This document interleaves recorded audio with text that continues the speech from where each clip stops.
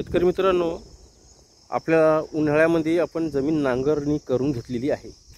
खोल नांगरणी पलटीपाळ तीन फाळीची केली आणि त्याच्यानंतर आपण काय केलं तर सर्वात महत्त्वाचं म्हणजे आता नांगरणी केल्यानंतर आपलं शेत आहे चांगल्या प्रकारे उन्हामध्ये तापू दिलं.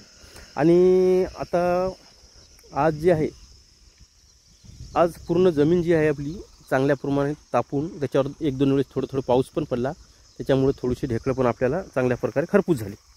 आणि थोडे खरपूस झाल्यामुळे ते आता बारीक होण्यास काही हरकत नाही. तर त्यासाठी आपली जमीन जर अशी ओबडधोबड झाली असेल ढेकळांनी, कडक ढेकळामुळं, तर आपल्याला जमिनीत लेवल करण्यासाठी डायरेक्ट रोटर मारण्यापेक्षा लेवल करण्यासाठी कल्टिवेटर महत्त्वाचं आहे. तर कल्टिवेटर सगळ्यात महत्त्वाचं लेवल करणे. तर लेवलसाठी कल्टिवेटर महत्त्वाचं आहे. तर त्यासाठी कल्टिवेटर करणं आपल्याला इथं चालू केलं आहे. तर कल्टिवेटर केल्यानंतर आपण रोटर मारायचं 2 दिवसांनी जमीन तापल्यानंतर, आणि त्याच्यानंतर आपल्याला बेड पाडायचे आहे इथं हळदीसाठी.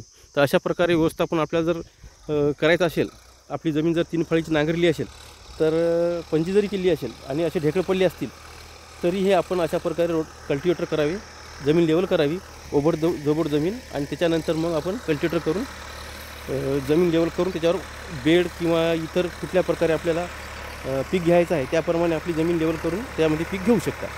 तर ही पेरणीपूर्वीची तयारी आपण चांगल्या प्रकारे करून घ्यावी.